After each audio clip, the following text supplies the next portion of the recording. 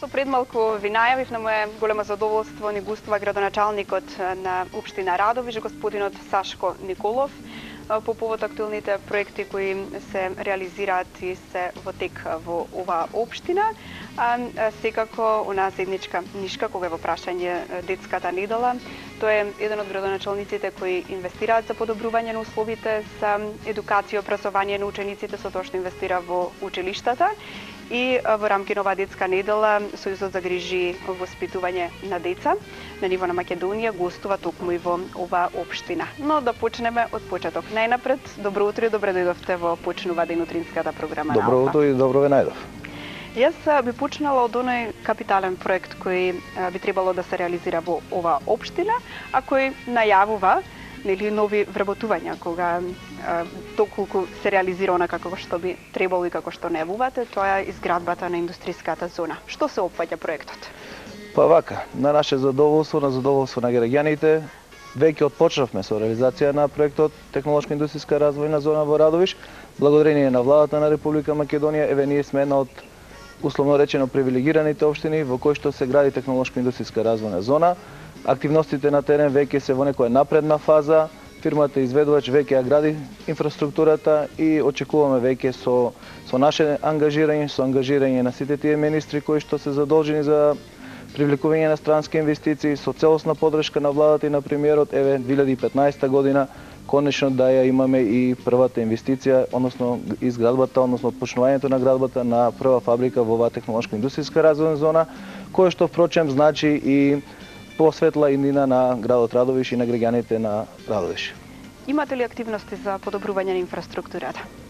Па да, ние во континуитет, значи реализираме она што го имавме ветено во изборната програма и претходната година, еве и сега, значи во континуитет се реализираат одредени проекти и во делот на спортот, и во делот на образованието, и во делот на инфраструктурата. Генерално со оглед на динамиката која што имаме зададено како локална самоуправа, јас лично сум задоволен од она што го реализиравме, што не значи дека тука ќе застанеме, апсолутно напротив, многу попосветено ќе продолжиме и во наредниот период, бидејќи тие објективни пречки кои што ги имавме во оваа година и пол во делот на докомплетирањето на проектната документација, веќе тоа е надминато и мислам дека се создадени сите предуслови за да реализираме многу проекти кои што еве се потреба на граѓаните на Радовиш. Инаку еве во оваа година и пол, можеби слободно можеме да кажеме дека реализиравме голем дел од проектите од изборната програма која што е 4 годишна, веќе 70-80% од истата е веќе реализирана.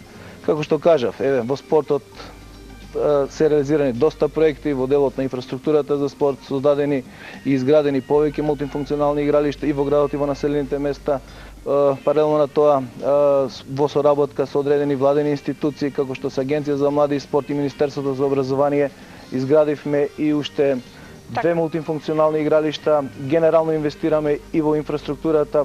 Претходната година го заокруживме процесот на инвестиции во патната инфраструктура, некаде над 915.000 евра, во изградба на повеќе локални патишта завршени, кога сме кај локалните патишта, морам да кажам дека еве овие денови интензивно работиме на подготовка на тендерска документација за објавување на тендер, кој што еве можеби е и најкапиталната инвестиција на локалната самоуправа во делот на инвестиции, а тоа е тендер за изградба на повеќе локални патишта во вкупна сума некаде над 36 милиони денари, кои што средства ќе бидат обезбедени од сопствениот буџет на локалната самоуправа и со овој зафат ќе бидат асфалтирани повеќе улици во градот и населените места, како што се улицата Дане Трајков, Корчо Мале, Браќа Милодинови, Крако 6 ноември, улица една подолга во селото Јаргулица и во селото Раклиш. Во моментов работите на поплачување на тротоарите, така? Да. И минатата година и оваа година, значи во континуитет работиме на реконструкција на тротоарските површини во градот. Минатата година асфалтиравме, односно реконструиравме 3000 метри квадратни, оваа година 3500 метри. Еве сега и за брзо време ќе повториме уште еден тендер. Дополнителни, значи 3000 метри квадратни ќе бидат реконструирани од тротоарските површини на ниво на целата општина Радовиш. покрај сите овие обврски и голем број проекти, сепак имате време и енергија за организирање и на културни настани, што значи на високо ниво сепак се организираат и голем број културно-забавни настани за анимација на младите луѓе.